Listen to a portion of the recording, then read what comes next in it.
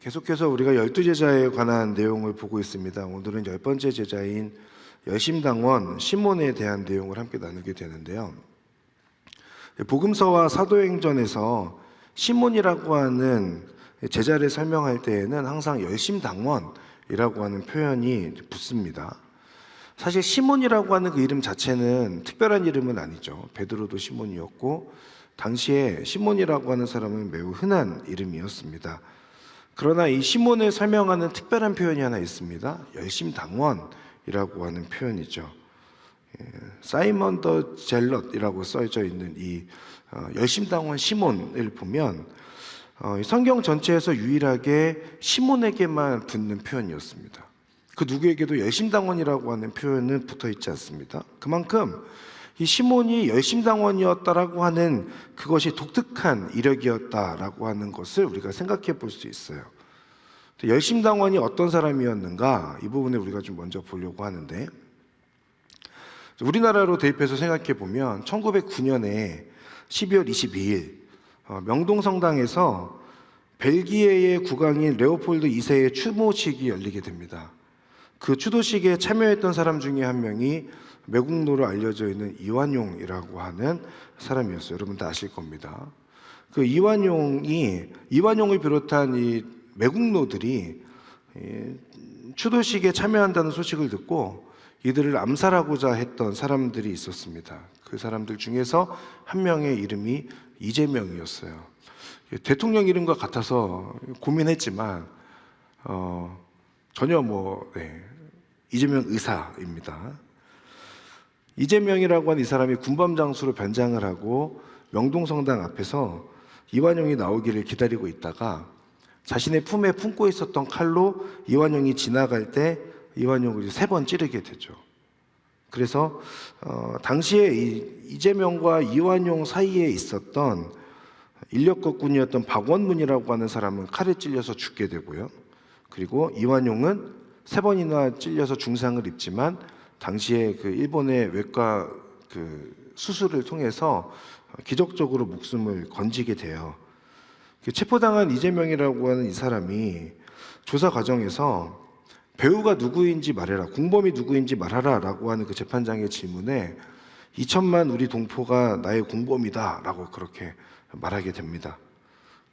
그런데 사실 이 내용은 국가보훈처나 이제 우리가 어느 정도 역사적인 내용으로만 우리가 알게 되는 부분이고, 사실 이 내용 안에 한 가지 비밀이 있는데, 당시 재판의 증언들로 전해지고 있는 기독교 역사에서는 이재명이라고 하는 사람이 독실한 기독교인이었어요.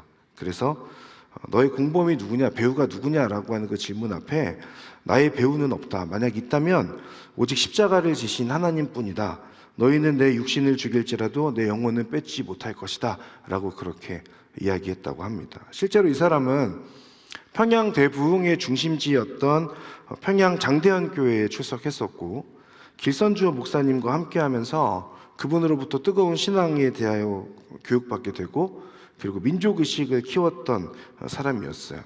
그러니까 국가의 역사에서는 종교를 배제하다 보니까 기독교와 관련된 내용이 전해지지 않기 때문에 2천만 우리 동포가 공범이다 라고 그렇게 이야기했다고 알려져 있지만, 그가 이완용에 대하여 이렇게 과격하게 행동하였던 것은 그의 안에는 당시 민족주의와 함께했던 기독교의 신앙이 깊이 자리 잡고 있었다라는 것을 확인할 수 있습니다. 오늘 본문의 열심당원 시몬이라고 하는 이 사람이 사실은 이런 사람이었습니다. 과격한 열정주의자 혹은 급진적 민족주의자로 불리는 사람이었죠.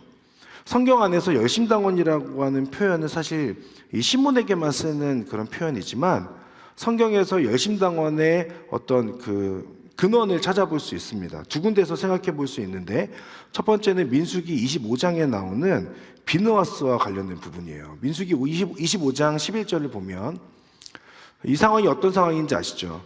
음행을 저지르고 있는 상황에서 비느하스가 창으로 죽임으로 인하여 그 재난을 멈추게 하였던 그 사건에서 말씀하는 건데, 비느하스가 그들 가운데서 나에 대한 열심을 보여줌으로써 이스라엘 자손을 향한 내 진노를 돌이켰으니 내가 이스라엘 자손을 내 질투심으로 인해 파멸하지 않겠다라고 그렇게 나오죠. 나에 대한 열심 그리고 내 질투심이라고 하는 표현이 나오는데 이때 사용되어진 단어가 동일합니다.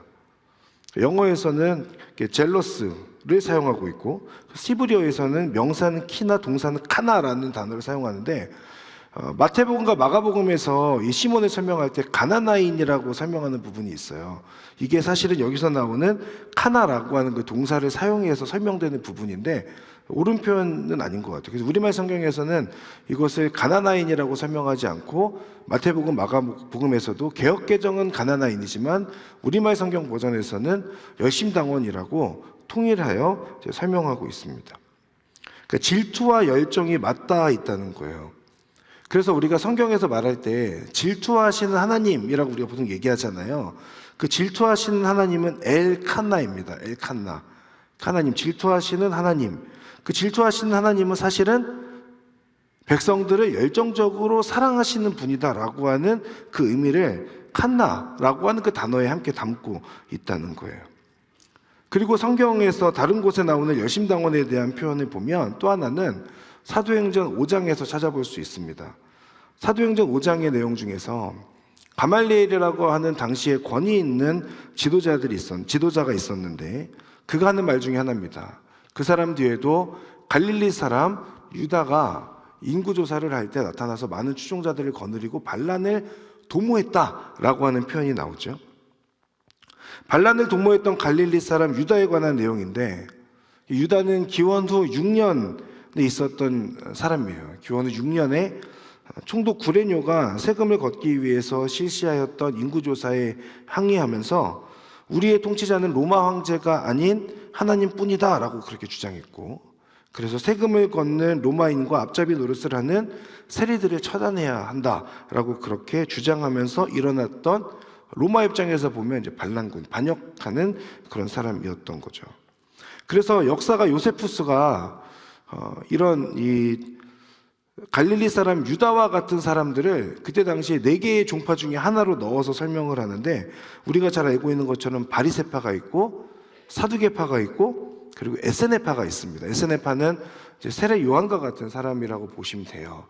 그리고 우리가 이 세 부류는 그래도 좀 아는데 이제 4번째의 부류로서 혹은 제4의 철학이라고 하면서 이 사람들을 또 하나의 부류로 기록하는 부분들이 있습니다. 이게 그 교회사를 쓴 요세푸스가 쓴 그 글에 보면 나오는데 이것이 후에 가서 보면 열심당이 되는 거예요.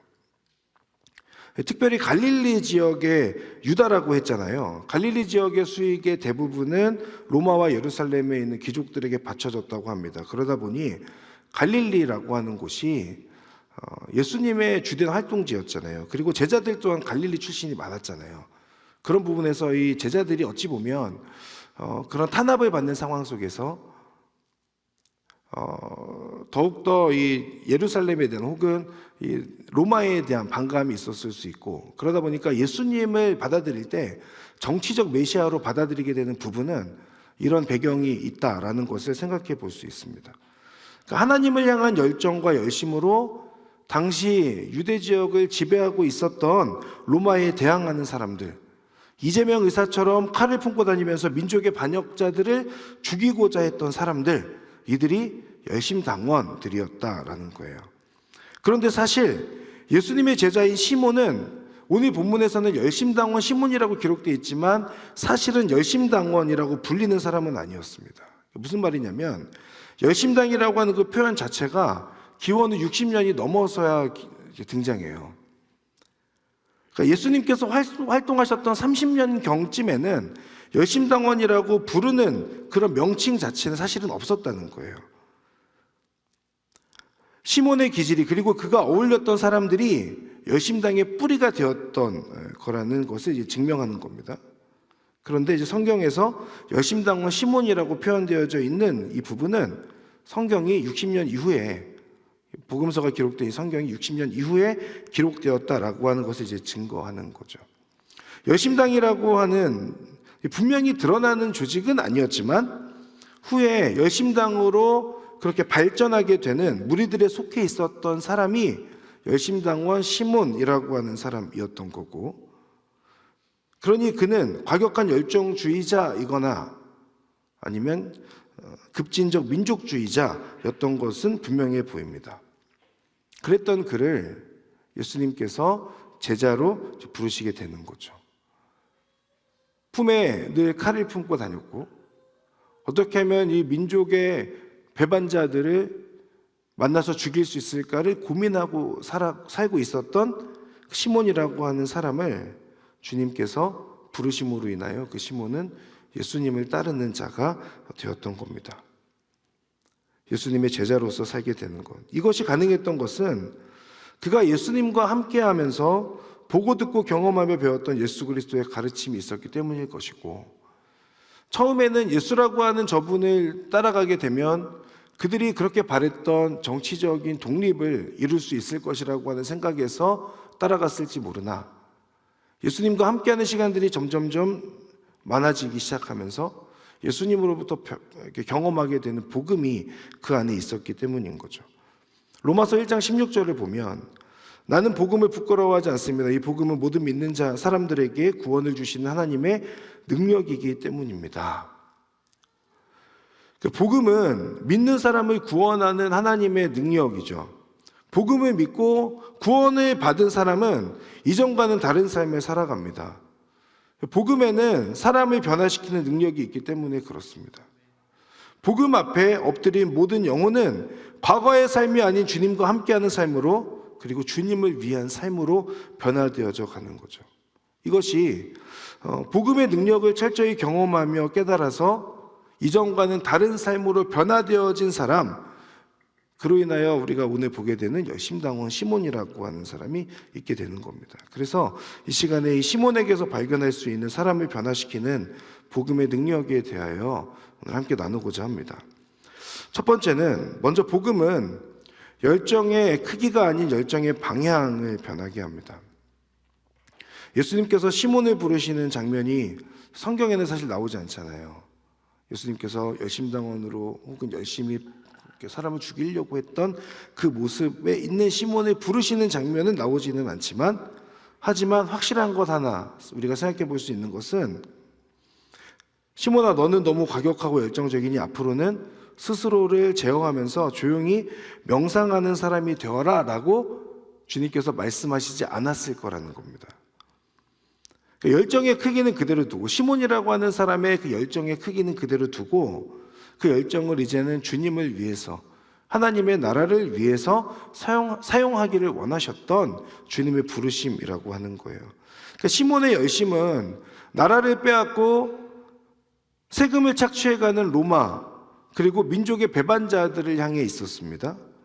시몬 안에는 분노와 증오가 가득했을 것이고, 칼을 품고 다니며 그들을 죽일 생각으로 가득 차 있었을 거예요. 그러나 예수님을 만난 후부터는 로마 제국을 무너뜨리려던 그의 열심이 영원한 하나님의 나라를 세우는 거룩한 열심으로 변한 거예요.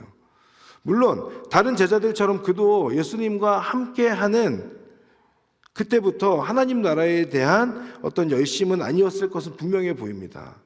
열심당원 시몬의 마음 안에는 예수님으로 인하여 우리 나라의, 우리 민족의 독립이 찾아올 것이다 라고 하는 분명한 소망이 있었던 것으로 보여요. 그래서 시작되어진 예수님을 따르는 제자의 여정이었지만, 어느 순간부터는 그의 손에는 검이 쥐어져 있는 것이 아니라, 칼이 쥐어져 있는 것이 아니라 십자가의 복음을 쥐고 서 있는 자로 변하게 되는 거죠. 그렇다 하여서 그의 열정적인 기질 자체가 변한 것은 아니었습니다. 예수님께서는 각자의 성격, 그동안에 살아왔던 삶의 배경, 성품, 기질 등을 헤아리셔서 하나님 나라를 세워가시는데 계속해서 사용해 가셨어요. 중요한 것은 주님을 따라가면서 열정의 크기가 아니라 열정의 방향을 바꾸는 것이라고 할 수 있습니다. 기존에는 내가 원하던 것, 중요하게 여기는 것을 위해서 나의 열정을 사용해 왔다면, 복음을 믿는 자는 나를 구원하신 하나님과 하나님의 나라를 위해서 나의 열정을 사용하는 것으로 그 방향이 바뀌게 된다는 거예요. 우리의 믿음은, 저와 여러분의 믿음은 먼저 그의 나라와 그의 의를 구하면 이 모든 것을 더해 주신다라고 하는 그 주님의 말씀에 근거합니다. 내가 하나님을 위하여 헌신할 때, 하나님의 나라를 세워가는 데 있어서 나의 열정을 쏟아낼 때, 그때에 하나님께서 나와 함께 하시며 나를 통하여 일하여 주시고 하나님의 나라뿐만 아니라 모든 것을 더해 주신다라고 말씀하신 그 약속의 말씀, 그 약속의 말씀을 붙들고 나아가는 것이 우리 그리스도인의 모습인 거죠. 그러니 우리의 가슴을 뛰게 하는 일이 있다면, 내 안에 열정을 불러일으키는 일이 있다면, 그리고 내가 하나님 앞에서 기도하면서 계속해서 꿈꾸고 있는 일, 그런 것들이 있다면 이제는 그 목적과 목표를 내가 아니라 하나님께 우선순위를 두고 나의 열정을 하나님을 위해서, 하나님의 나라를 세워가는데 그것을 위해서 사용하는 것, 그것이 그리스도인의 모습이다라고 하는 거죠.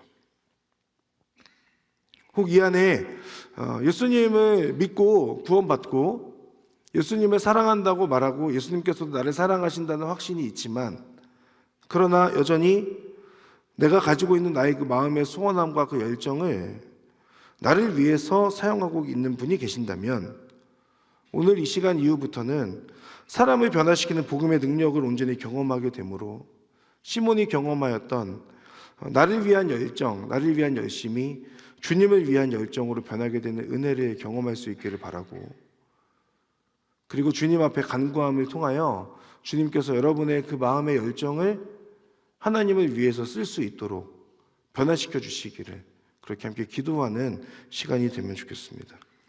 두 번째로 복음의 능력은 예수님께서 세우신 12명의 제자, 두 번째로 복음의 능력은 모든 벽을 허무는 관계의 변화라고 할 수 있습니다. 예수님께서 세우신 12명의 제자들의 명단에서 볼 때 놀라운 것 중에 하나는 열심당원 시몬이 있었는가 하면 세리 마태도 있었다라고 하는 겁니다. 세리 마태의 입장에서 보면 열심당원 시몬에 대한 어떤 감정이 별로 없었겠죠. 하지만 열심당원 시몬의 입장에서 마태를 대하는 태도는 달랐을 겁니다. 시몬이 볼 때 마태는 함께 할 수 없는 놈이죠. 마태는 세금을 걷기 위해서 동족을 배반한, 그리고 자신의 배만 불리는 사람이었으니 시몬이 볼 때 마태와 함께 할 수 없었고 늘 가슴에 품고 다녔던 그 칼로 죽여야만 하는 사람이 세리 마태였을 겁니다. 예수님께서 그것을 모르실 리 없죠. 그럼에도 불구하고 예수님께서 시몬과 마태를 12명의 제자 안으로 한 공동체로 묶으셨다는 것을 우리가 확인할 수 있습니다. 저는 시몬이 마태와 함께 예수님을 따르는 제자로서의 삶을 살아가는 것 결코 쉬웠을 것이라고 생각하지 않습니다. 갑자기 그에게 엄청난 은혜가 임해서 저 사람도 모두 다 용서하고 모두 다 한 번에 품어낼 수 있고 그런 사람은 아니었을 것 같다. 예수님께서 부르셔서 가봤더니 거기에 세리가 있고 나는 쟤랑 같이 못하겠는데 라는 생각을 했을지는 모르겠지만 이미 버리고 왔으니 다시 돌아갈 수는 없고 그런 상황에서 계속해서 뭔가 부딪힘도 있었겠다라는 그런 생각들도 해보게 됩니다. 복음의 능력을 믿기 때문에 모든 것을 변화시킬 수 있다고 믿습니다만 시몬이 마태를 받아들이는 그 과정은 결코 쉽지 않았을 것이다. 그럼에도 시몬과 마태가 함께 지낼 수 있었던 것은 그가 경험한 복음의 능력이 있었기 때문이에요. 세상의 방식으로는 당장 칼을 들고 목숨을 위협했어야 했을 겁니다. 세상을 보면 서로 인정하지 않으면서 대립하는 것이 당연해 보이잖아요. 우리나라 안에도 정치적인 갈등 여전히 있고 남녀 갈등도 있고 세대 간의 갈등도 여전히 있지 않습니까? 다양한 갈등과 나뉘어져 있는 부분들이 우리나라에도 여전히 존재하죠. 각자의 논리와 이익 앞에서 하나 되기 어려워 보이는 갈등입니다. 세상이 아닌 나 자신만 봐도 이런 갈등들이 있을 수 있습니다. 가정에서, 직장에서, 모든 관계에서, 또 내가 속한 공동체 안에서도 서로의 다름으로 인하여 용납보다는 갈등이 생겨나는 경우들이 분명하게 있죠. 이 갈등을 해결할 수 있는 것이 뭐냐? 오늘 열심당원 시몬을 통하여서 보는 것은 그 갈등을 해결할 수 있는 것이 복음이라는 거예요. 복음으로 인하여 변화되어지는 것. 복음에 있는 능력을 경험하는 것. 1900년대 초기에 히틀러에게 저항하다가 감옥에서 죽음을 맞이했던 디트리 보네퍼라고 하는 사람 여러분 잘 아실 겁니다. 올해 우리 표어가 나를 따르라인데 나를 따르라라고 하는 이 책을 쓴 사람이 디트리 보네퍼입니다.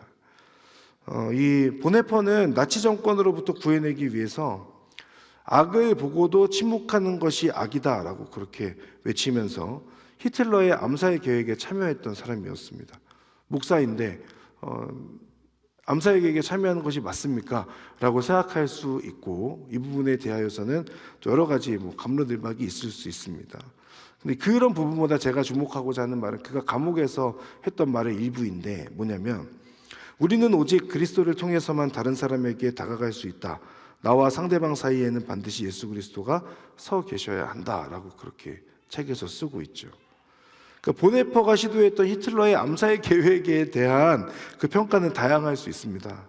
그러나 그가 말한 예수 그리스도 중심적 신앙, 그리고 모든 관계, 즉 사람과 사람 사이에는 예수 그리스도를 통하여서 서로를 봐야 한다라고 하는 것은 우리에게 중요한 가르침을 주는 거죠. 에베소서 2장 14절의 말씀을 보면 이렇게 기록하고 있습니다. 그리스도는 우리의 화평이시니 자기의 육체로 둘을 하나로 만드신 분이십니다. 그분은 중간에 막힌 담 곧 원수된 것을 헐어내셨고 라고 말씀하죠. 예수님 안에서, 즉 복음 안에서는 모든 벽이 허물어질 수 있다는 것입니다. 시몬과 마태가 한 공동체 안에서 예수님을 따를 수 있었던 것, 12명의 제자로서 주님과 늘 동거할 수 있었던 것은 사랑할 수 없는 원수까지도 사랑하고 품을 수 있게 하는 복음의 능력이 있었기 때문입니다. 예수님으로부터 그것들을 배워갔던 거고, 그로 인하여 시몬은 함께, 마태와도 함께 할 수 있었던 거죠. 우리가 잘 알고 있는 자신의 두 아들을 죽였던, 자를 양아들로 삼았던 손양원 목사님의 그 예화도 사실은 우리가 잘 아는 것처럼 예수님께서 나를 구원하셨는데 내가 품을 수 없는 사람이 어디 있겠냐, 용서할 수 없는 사람이 어디 있겠냐라고 하는 그 복음의 능력을 경험한 그 체험 안에서부터 나오는 사랑이었지 않습니까? 나를 위해 죽으신 예수 그리스도의 십자가 사랑 앞에서 우리의 관계 안에 있는 모든 장벽이 허물어지는 것, 그것을 경험하는 저와 여러분의 삶이 될 수 있기를 바랍니다.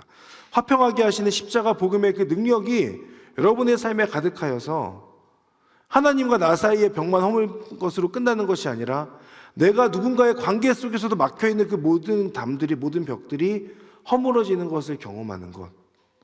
나의 노력도 필요하고 어떻게 하면 품어낼 것인가 기도하는 것도 필요하지만 전적으로 가장 우선되어지는 것은 복음의 능력이다라고 하는 것을 여러분 꼭 기억하실 수 있길 바랍니다. 시몬을 통해 보는 복음의 능력 세 번째는 세상을 이기는 방법의 변화입니다.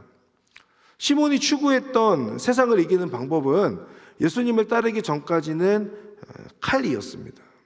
민족을 배반한 자들을 만나는 족족 이들을 죽이면 된다라고 생각했기 때문에 그런 과격한 사람들, 이 사람들은 늘 이 품속에 칼을 품고 다녔다 그래요. 그러나 예수님을 만난 후에 그의 방법은 변하게 되는 거죠. 이 부분을 어떻게 생각해 볼 수 있냐면 이런 겁니다. 똑같은 시몬이라고 하는 이름을 쓰는 사람이 한 명 더 있습니다. 베드로가 있죠. 예수님이 잡히시기 전에 예수님을 체포하고자, 잡아내고자 한 무리가 다가왔습니다. 그렇죠? 그때 베드로가 뭐 했어요? 칼을 빼서 귀를 잘랐잖아요.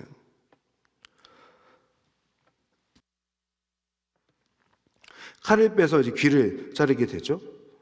베드로의 이런 열정은 예수님께서 그냥 귀를 고쳐주시는 데 사용되어지긴 했어요. 그런 측면에서 긍정적이라고 볼 수 있습니다만, 하지만 예수님의 뜻에 맞는 그런 모습은 아니었습니다. 베드로는 열심당은 아니었지만 자신의 품속에 가지고 있었던 그 칼, 그것을 자신의 열심으로 인하여 이제 잘못 사용하게 되는 거예요. 그런데 이 장면에서 만약에 시몬이 여전히 과거의 자신의 모습을 가지고 있었다면, 그러면 과거의 기질을 버리지 못하고 아마도 그는 칼을 잘 사용하는 사람이었으니까 아마 그가 나서서 칼을 휘둘렀거나 이 상황을 막고자 했을 거예요. 그러나 성경 어디에도 그런 내용은 나오지 않죠. 베드로가 나서서 행동을 하게 되는 것, 그 상황에서도 나서지 않는 시몬의 모습으로 이전과는 조금씩 변해가고 있다는 것을 확인할 수 있어요. 그리고 예수님께서 십자가에 죽으시고 부활하신 이후에 승천하시게 되죠. 그 다음에 이 시몬의 모습 또한 달라져 있습니다. 과거의 시몬이었다면 당장 또 칼을 가지고 세상에 나가서 배반자들을 찾아내고 축출해내서 죽이려고 사람을 찾고 다녔을 것인데, 이제 그는 오늘 읽었던 사도행전 11장에서 뭐 하고 있습니까? 마가의 다락방에 엎드려서 기도하고 있죠. 사도행전 1장에 마가의 다락방에서 기도하며 기다리고 있는 사람들의 명단에 여전히 그가 등장하고 있는 것을 우리는 잘 알고 있습니다. 이제 그는 알게 된 거죠. 세상을 이기는 방법이 자신의 품 안에 있는 칼이 아니라 하나님께서 주시는 성령의 임재와 능력이라고 하는 것을 그는 깨닫게 되었고, 그로 인하여서 이제 나의 능력이 아니라 복음의 능력으로 내가 아닌 하나님께서 행하실 때에 이 세상이 변할 수 있다, 그리고 세상을 이길 수 있다라고 하는 것을 그는 이제 깨닫게 된 것입니다. 여러분, 세상을 이기는 방법은 시몬이 알게 된 것처럼 그가 가지고 있는 능력이나 그의 칼이 아니라 하나님의 능력이고 하나님의 역사인 줄 믿습니다.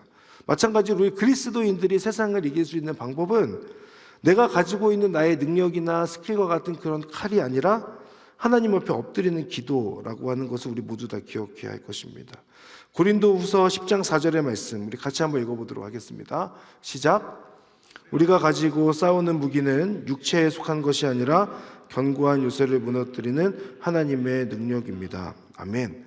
예수님을 따르는 무리, 그 사람들의 무기는 복음이고, 복음으로 새롭게 변화된 삶이고, 복음을 붙들고 하나님께 기도하는 것이고, 복음 안에서 하나님의 나라의 가치를 최우선하는 그리스도인들이 일어날 때에, 그로 인하여 하나님의 능력이 나타나게 될 때 그리스도인들로 인하여 세상은 변화된다.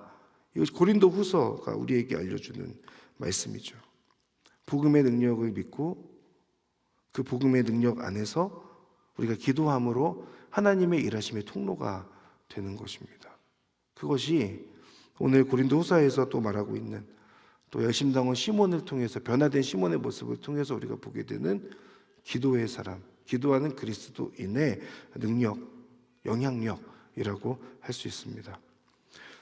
열심당원 시몬, 그는 사람을 죽이려고 늘 칼을 들고 다녔던 사람이었습니다. 그러나 그가 예수님을 만나고 예수님의 죽음과 부활과 승천을 경험하면서 그는 이제 칼이 아닌 사랑을 품고 다니는 제자가 되었죠. 자신이 경험한 십자가의 은혜를 품고 십자가에서 용납되어진 그 주님의 사랑 앞에 엎드리면서 그가 복음의 능력을 경험하였으니 이제는 그도 그 복음의 능력으로 세상 가운데 나아가 복음을 전하는 자가 되었던 거예요. 자신의 신념을 위해서 열정적이었던 그가 주님을 위한 열정의 사람이 되었습니다. 죽이고자 했던 원수 같은 사람과 함께 예수님의 제자가 되었습니다. 품고 다니던 칼로 세상을 변화시키겠다던 그 사람이 이제는 십자가로 세상을 변화시키겠다 외치는 사람으로 변하게 되는 거예요. 이것이 복음의 능력입니다. 복음은 그저 죽어서 천국에 갈 수 있다라고 하는 것이 전부가 아닙니다. 핵심적인 거지만 하지만 그게 전부는 아니에요. 복음은 주님이 뒷전이었던 나의 이기적인 그 열심을 이제는 수정하고 내 안에 굳어 있었던 그 미움의 마음, 편견들을 깨뜨리고 불안한 나의 무기를 거룩한 기도로 바꾸게 하는 실제적인 능력이 복음인 줄 믿습니다. 그 복음을 붙들고 복음의 능력에 의지하는 사람은 과거가 어떠하였든지 간에 예수님을 증거하고 예수님을 전하는 사람으로 쓰임받게 되는 것입니다. 사랑하는 여러분, 복음의 능력을 경험하셨습니까? 아니면 그 복음의 능력을 경험하기를 원하십니까? 아니면 그 복음의 능력으로 인하여 여러분의 삶이 변화되기를 원하십니까? 그렇다면 오늘 이 시간 주님 앞에 나의 열정을 주님을 위해서 사용하겠다고, 주님을 위해서 헌신하겠다라고 하는 그 결단을 올려드리는 여러분들이 될 수 있기를 바랍니다. 나 같은 죄인도 품어주신 주님의 사랑의 그 복음 앞에서 하나님 모두를 품어낼 수 있고 용서할 수 있는 사람이 되게 해달라고 주님 앞에 간구하는 여러분들이 되시기를 바랍니다. 삶의 자리에서 붙들고 있는 나의 힘과 그 삶의 방식이라고 하는 그 칼을 내려놓고 주님 앞에 엎드려서 진정한 승리를 주시는 그 주님의 능력을 붙드는 여러분이 되시기를 주님의 이름으로 축복합니다. 여러분이 복음의 능력을 경험함을 통하여, 복음의 능력을 경험한 그 한 사람을 통하여 복음이 전해집니다. 시몬은 이후에 예수 그리스도의 그 복음을 전하다가 다른 사도들과 동일하게 순교하는 삶을 살게 되죠. 이전에는 전혀 생각하지 못했던, 그러나 예수님을 믿고 예수님 안에서 그 복음의 능력을 경험하니 그의 삶은 이전과는 다른 거예요. 여러분, 복음의 능력을 경험했다면 이전과 동일한 삶을 살아갈 수 없는 거죠. 복음을 믿고 복음 안에서 변화된 삶을 살아간다면 그 사람은 이제는 이전과는 다른 삶을 살아가게 되고 나의 칼이 아니라 주님을 드러내는 삶을 살아가게 되는 겁니다. 사랑하는 여러분, 저도 그렇고 여러분도 그렇고 우리가 복음 앞에서 변화되지 않습니까? 복음으로 인하여 구원받은 사람들이지 않습니까? 우리의 삶의 자리에서 복음의 능력을 경험하는 그리스도인들 되시기를 축복합니다. 그로 인하여 그 복음의 능력으로 여러분의 삶의 자리에서 예수 그리스도를 증거하는 하나님의 사람들, 이 자리에 있는 모든 예배자들 되시기를 주님의 이름으로 축복합니다. 우리 같이 찬양하며 기도의 자리 가운데로 나아가겠습니다.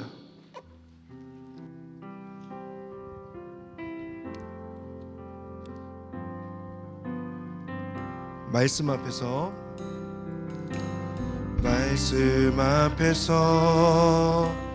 경외함으로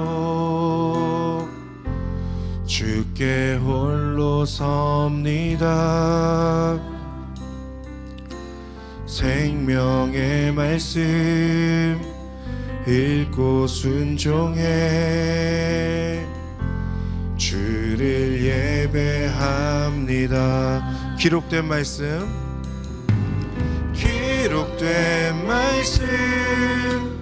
힘이 있어서 진리로 우릴 거룩해 하며 거룩한 말씀 세세 영원히 복음이 되어 말씀하시네. 하나님 말씀에 두려워 떠는 자,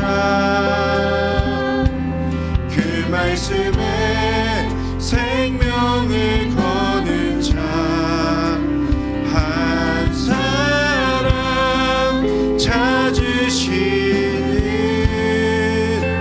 주님의 약속을 믿어. 하나님 말씀에 운명을 거는 자,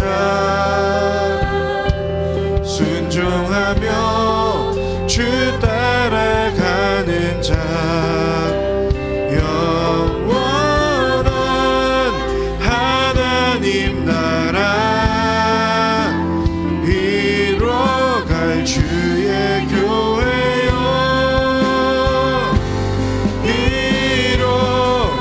하나님 말씀에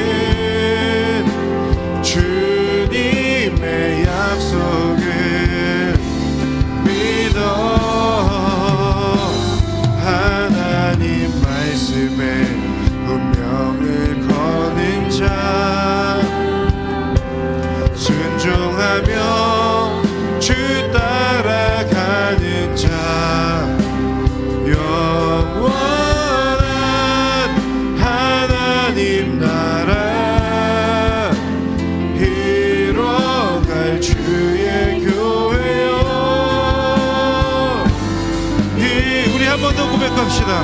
하나님의 말씀